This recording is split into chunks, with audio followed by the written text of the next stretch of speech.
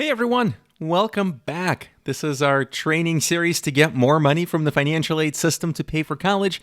This is Roman Polnar, and hey, this is our final training video of the series. This is video 3 of 3, where we're going to cover the importance of financial aid forms. I'm so glad that you made it this far. It's only going to get easier from here on. So let's talk about what forms you're going to need to complete, when you need to complete them, and how to complete them correctly. And this is another important step that some parents miss because they don't realize its importance or impact on their financial aid awards. And in doing so, they make the common mistakes that can hurt them down the road. And you especially don't want to make these mistakes because everything you've learned up to this point can be lost if you skip or don't do the step correctly. So grab your pen and paper and let's talk about financial aid forms. The first thing you need to know about is that there are two most important financial aid forms. The form that everyone is going to need to complete is called the Free Application for Federal Student Aid. I know that's a mouthful. It's just called the FAFSA for short.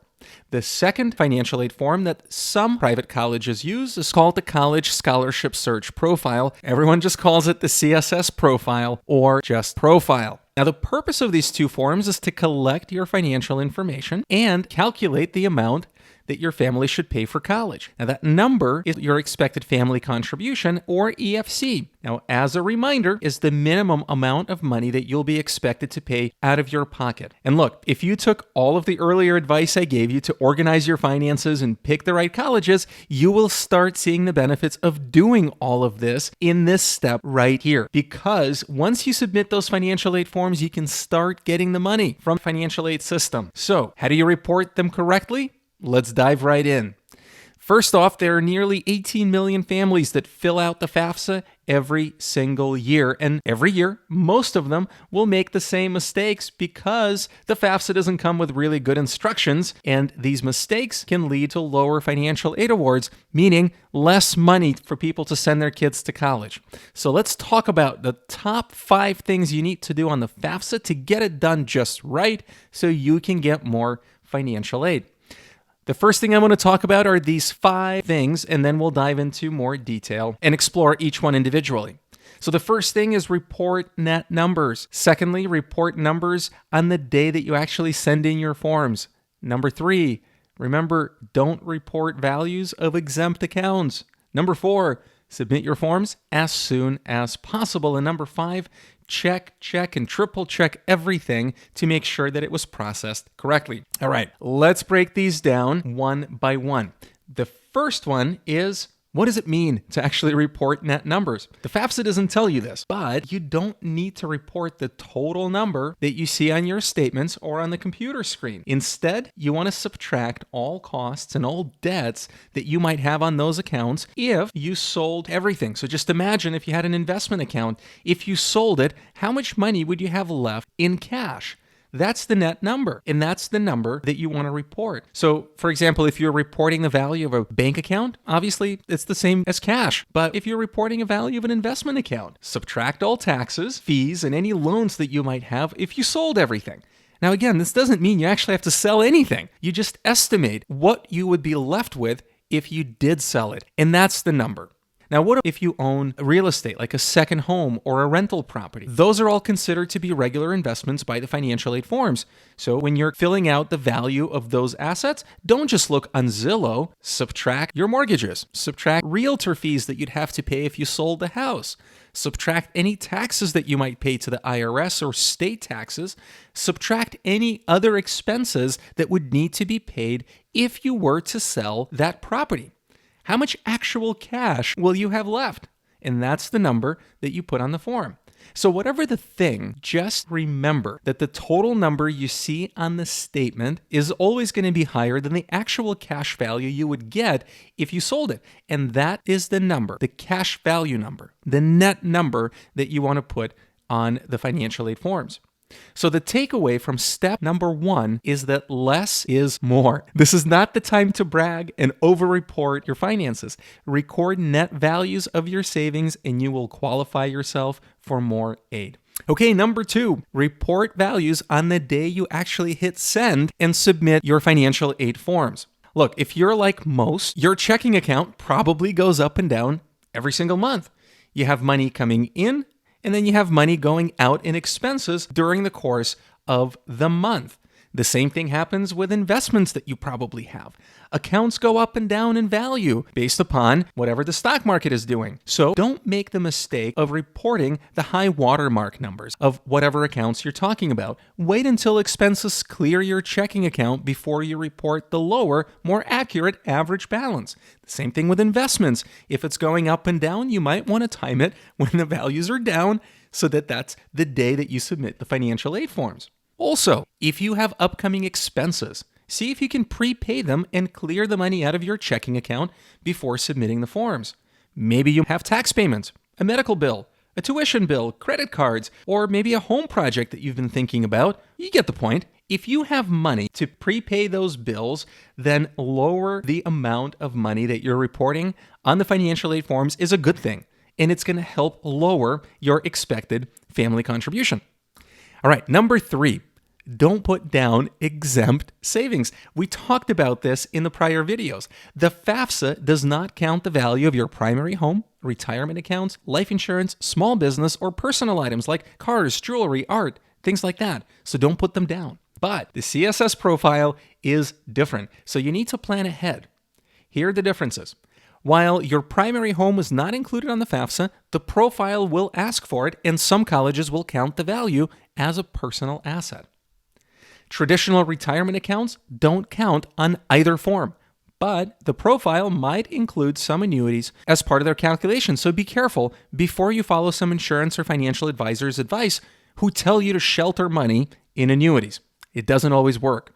The same thing is true with life insurance. Be wary when someone tells you to put money into a life insurance policy just to hide it from the financial aid formula. It's true, the FAFSA does not look at life insurance, but most private colleges that use the CSS profile will. And you don't want to get stuck owning something that's not going to work well for you down the road. There's a difference also with small businesses.